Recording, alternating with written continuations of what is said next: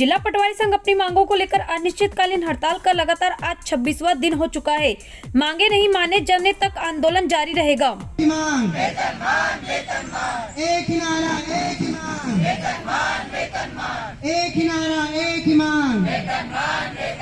मधोस प्रशासन होश में आकर आज तो तुमको समझौता भी आम का चक्का, आम का चक्का कौन करेगा, कौन करेगा। मधोस प्रशासन होश में आकर आज तो तुमको समझौता भी आम का चक्का कौन करेगा। मध्य प्रदेश पटवारी संघ, मध्य प्रदेश पटवारी संघ। आज मध्य प्रदेश पटवारी संघ की हड़ताल का 26वां दिन है और इसके पहले आज से एक महीने पहले 26 तारीख को ही मध्य प्रदेश का संपूर्ण पटवारी भोपाल में अटल पथ पर एकत्रित होकर एक झंडा तिरंगा यात्रा कर चुका है और उसके बाद 28 तारीख से हड़ताल पर बैठा हुआ है। परंतु शासन के कान में जो भी नहीं रेंग रही है, शासन को इतना भी ख्याल नहीं है कि किसान जो है वो परेशान हो रहे हैं और साथ ही कर्मचारी जो उनके प्रशासन की एक महत्वपूर्ण कड़ी है, उनकी रीढ़ की हड्डी है, सारी योजनाओं को अमली जामा पहनाने में पटवारी का एक महत्वपूर्ण हाथ रहता है। परंतु पटवारी आज 26 दिनों से परेशान है, तो भी हमारे पास सरकार का कोई भी नुमाइंदा बात करने नहीं आया है। तो शायद सरकार को ऐसा लग ही नहीं रहा है कि पटवारी कोई काम कर रहा होगा। परंतु हम लोग आज लगातार बैठे हुए हैं, 26 दिन हो चुके हैं और हमारी हड़ताल का ये 26वां दिन है। हम लोग की एक छोटी सी मांग है जो कि वेतनमान की है। हम लोग चाहते हैं कि मध्य प्रदेश पटवारी संघ का पटवारियों का 2800 ग्रेड पे किया जाए, जो कि एक 25 वर्ष पुरानी लंबित मांग है। 1999 से एक ही मांग पटवारी संघ मांग रहा है, परंतु सरकार उसको भी पूरा करने में असमर्थ महसूस हो रही है। हम लोग नहीं समझ पा रहे हैं, क्या पटवारी उनके लिए ज़रूरी नहीं है? क्या पटवारी उनके लिए जैसे प्रदेश की जनता लाडले भांजे भांजियाँ होते हैं, लाडली बहनाएँ होते हैं, तो क्या हमारी महिला पटवारी उनके लिए लाडली बहना नहीं है? क्या पुरुष पटवारी उनके लिए लाडले भांजे नहीं हैं? तो हम शासन से एक ही गुजारिश करना चाहते हैं कि हमारी मांगें सुने, हमसे बात करें और हमारी जो छोटी सी मांग है, 25 वर्षों पुरानी मांग है, हड़ताल के 26 दिन हो चुके हैं, तो उसको आज पूरा करें। हम लोग बस सरकार से यही मांगते हैं। क्या काम प्रभावित हो रहा होगा जो आपकी हड़ताल को लेकर? हम लोग की हड़ताल से नामांतरण, बंटवारा, सीएम किसान का काम, पीएम किसान का काम और वर्तमान में अतिवृष्टि होने के कारण जो फसल क्षति है उसका किसी प्रकार से कोई सर्वे नहीं हो पा रहा है। सरकार ये बोल रही है कि सेटेलाइट से सर्वे होगा, परंतु संभव ही नहीं है सेटेलाइट से सर्वे होना। ये हम लोग बहुत अच्छे तरीके से जानते हैं। किसान को गुमराह किया जा रहा है सेटेलाइट से सर्वे करवा करके, ऐसा बोल कर। भारतीय किसान संघ ने आवारा पालतू सुअर से हो रही फसल बर्बाद को लेकर नगर निगम कार्यालय में सौंपा ज्ञापन। कार्रवाई नहीं होने पर आंदोलन की दी चेतावनी। देश के हम भंडार भरेंगे, जब तक दुखी किसान रहेगा, धरती पर तूफान रहेगा। कौन हमारे सुखदाता? धरती गंगा गौ माता। कौन हमारे सुखदाता? धरती गंगा गौ माता। जो हमसे टकराएगा हमें ही मिल जाएगा, जो हमसे टकराएगा हमें ही पाना है। किसान शक्ति जागेगी, सारी समस्या भागेगी। किसान शक्ति जागेगी, सारी समस्या भागेगी। हिंदुस्तान भारत का मजदूर किसान कौन बनाता है? देखा 2 वर्षों से निरंतर राष्ट्रीय ज्ञापन दिवस के आह्वान पर भारतीय किसान संघ किसानों की क्षेत्रीय समस्याओं को लेकर आज छिंदवाड़ा में जिले के स्तर पे ज्ञापन दे रहे हैं। तो वार्ड नंबर 23, 24 और 25, 26 यहाँ पे स्थानीय सुअर पालकों के द्वारा पिछले 2 वर्ष से लगातार सुअरों की संख्या बढ़ाई जा रही है। बार बार निगम से आग्रह करने के उपरांत भी कोई प्रभावी कार्रवाई अभी तक हुई नहीं है और बार बार भारतीय किसान संघ के सामने ये मुद्दा उठाया जा रहा है। किसान इतने प्रताड़ित हैं कि उन्होंने अपनी फसल लगाना छोड़ दिया है। आज 150 एकड़ में हमारे वार्ड नंबर 23, 24, 25 में फसल नहीं लगी हुई है। इससे राष्ट्रीय उत्पादन प्रभावित होता है। किसान की क्षति तो हो रही है, वो भूखों मरने की कगार पे पहुंच गया है और सुअर पालक को बार बार अनुनय विनय करने के उपरांत भी उसमें कुछ निगम के कर्मचारी भी हैं, उनकी यहाँ से आय सुनिश्चित है और किसान की आय अनिश्चित है। तो अब भारतीय किसान संघ जिला इकाई छिंदवाड़ा माननीय निगम कमिश्नर से मांग करती है कि इन पे तत्कालिक प्रभावी कार्रवाई करके नियंत्रण लगाया जाए। अगर प्रभावी कार्रवाई 15 दिनों के भीतर नहीं होती है तो भारतीय किसान संघ अपनी रीति नीति के अनुसार यहाँ धरना आंदोलन करेगा। इस बात के लिए सारी जवाबदारी निगम प्रशासन की होगी। धन्यवाद। जय हिंद, जय भारत, जय किसान। पूर्व केंद्रीय मंत्री सुरेश पचौरी आज छिंदवाड़ा जन आक्रोश रैली लेकर पहुंचे। यहां पर रैली का जोरदार स्वागत किया गया। इस अवसर पर सुरेश पचौरी द्वारा कांग्रेस कार्यालय में प्रेस वार्ता का आयोजन किया गया। पूर्व केंद्रीय मंत्री सुरेश पचौरी ने पत्रकार के सवालों के जवाब में टिकट को लेकर भी किया खुलासा और जन आक्रोश रैली में प्रदेश सरकार की खामियां और कांग्रेस की खूबियां लोगों को बताई जा रही है।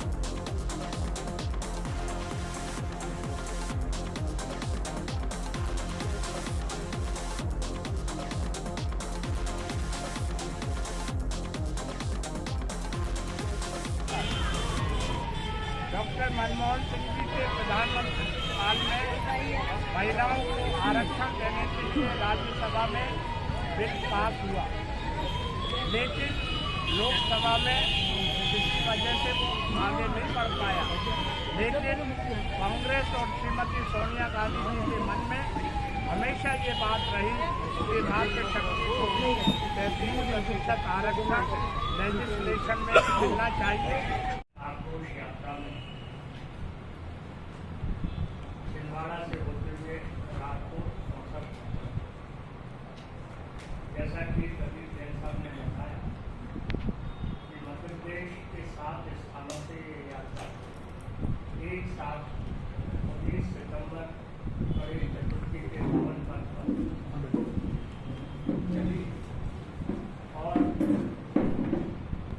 मुझे जो रूप दिया गया है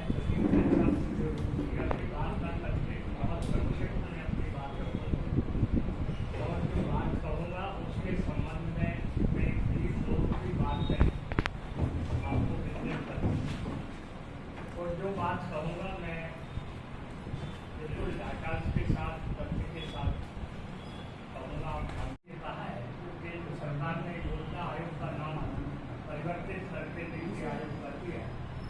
नीति आयोग का ये कथन है कि शिक्षा के क्षेत्र में, स्वास्थ्य के क्षेत्र में, रोजगार के क्षेत्र में मध्य प्रदेश, जिस पर हम नाज करते हैं कि हम प्रदेश के वासी, वह मध्य प्रदेश दुर्भाग्य से 4थे स्थान। दूसरी रिपोर्ट है एनसीआरबी।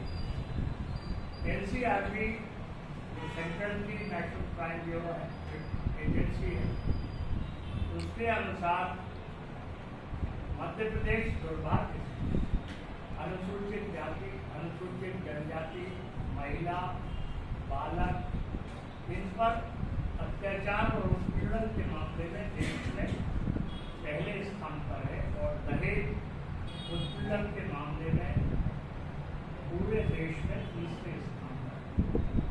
अब संसदीय समिति समय समय पर बनती है, कुछ इशू पे बनती है।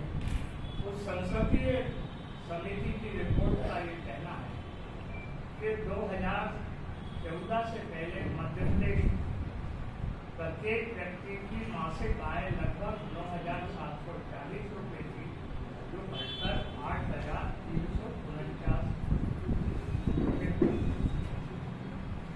ये रिपोर्ट है एनसीआरबी, नीति आयोग की, संसदीय समिति और जैसे मनरेगा कई सेंट्रल स्पॉन्सर्ड स्कीम के तहत मध्य प्रदेश को पैसा आया, अभी भी आया और जब यूपीए की सरकार थी तब भी आया।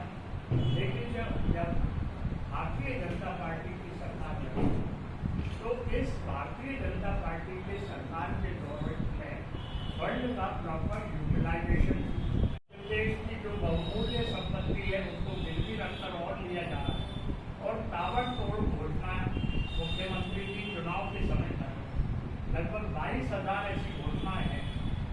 का क्रियान्वयन नहीं होगा। और उससे ज़्यादा उन्होंने घोषणाएं की कि चुनाव के समय इस प्रकार की घोषणाएं करना और उसका अनुपालन न होना निश्चित रूप से बहुत दुर्भाग्यजनक है। अब मैं क्योंकि छिंदवाड़ा की पावन धरती पर बैठा और मैं उतना नहीं जानता जितना आप लोग जानते हैं कि छिंदवाड़ा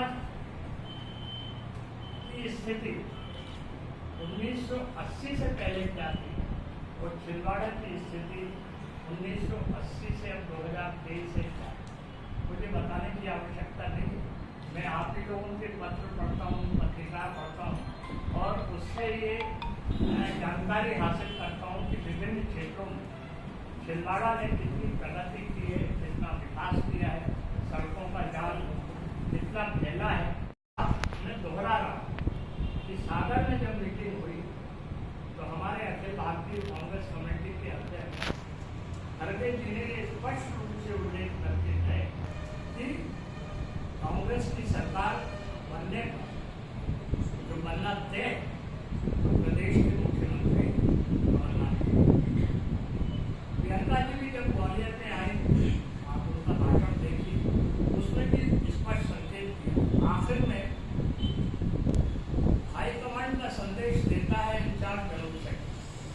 जब पिछले दिनों सुरजेवाला जी की प्रेस कॉन्फ्रेंस रही तो आप जैसे सम्मानित मोदी जी की पत्रकारों ने पूछा कि ये बात तो ठीक है कि आप बता रहे हैं ये हुआ वो हुआ ये नहीं हुआ, लेकिन कांग्रेस में मुख्यमंत्री का फेस क्या है। उन्होंने कमलनाथ जी बाजू में बैठे थे, उन्होंने कहा हमारा मुख्यमंत्री का फेस है। वहीं दूसरी तरफ अमित शाह जी बीच में कुछ रिपोर्ट लॉन्च करने आए तो वो स्पष्ट रूप से ये नहीं कह सकते कि बीजेपी ने मुख्यमंत्री का फेस क्या, लेकिन ये उनका विषय। मैं उस बात पर नहीं जाना चाहता हूँ। एक वर्ष में 2 करोड़ लोगों को रोजगार दिया जाए, हर एक के खाते में 15 लाख रुपए भेजे जाए। 2022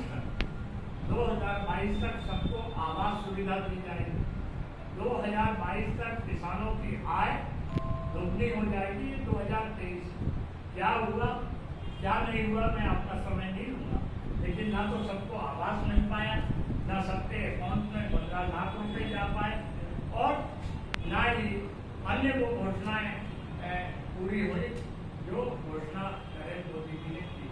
अब आज बात आती है शिवराज सिंह जी चौहान के बारे। उन्होंने कहा कि हम खेती को लाभ का धंधा बनाएंगे, प्रति परिवार एक व्यक्ति को हम जो है रोजगार देंगे, हर घर में से एक व्यक्ति को रोजगार के साथ साथ महिलाओं के लिए उन्होंने कहा कि ट्रांसपोर्ट की सुविधा, फ्री बस सुविधा उनको देंगे। इसके साथ साथ मां नर्मदा के बारे में भी सीवेज प्लांट की और बाकी बात करें।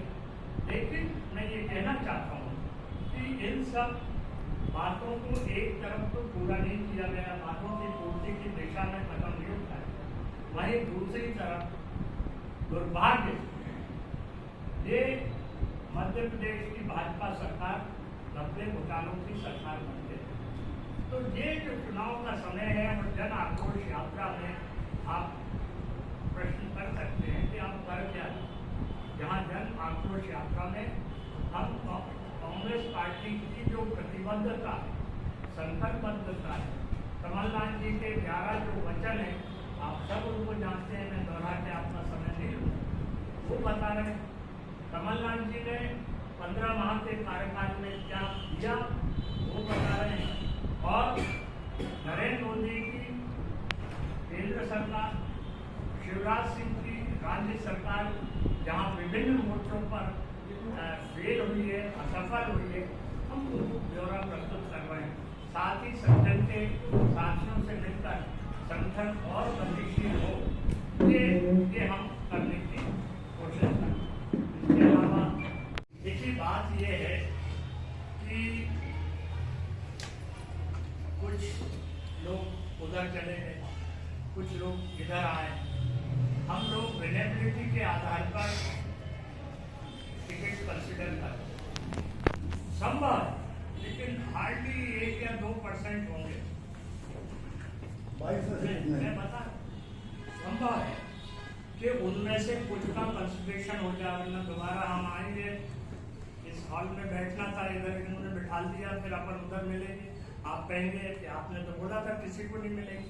अभी पिछले दिनों स्क्रीनिंग कमेटी की बैठक हुई थी। स्क्रीनिंग कमेटी में जो क्राइटेरिया तय हुआ उसमें विनेबिलिटी एक रहा, लॉयल्टी भी एक है, उसमें विनेबिलिटी के साथ लॉयल्टी, बाकी जो है उसमें समय नहीं लूँगा। तो आपके दोनों बातों का जवाब आपके प्रश्न से है, हाँ, लेकिन इसके अतिरिक्त भी मैं डिस्क्लोज करके जा रहा हूँ। अभी तक जो आप प्रति प्रश्न कर रहे थे, क्या उन 22 में से कोई है जो स्क्रीनिंग कमेटी में हमने नाम कंसीडर किए, उनमें अभी एक भी नाम आया नहीं। 4 नाम तो आए हैं। मैं तो मेंबर हूँ ना भाई। पचौड़ी जी, जन आक्रोश रैली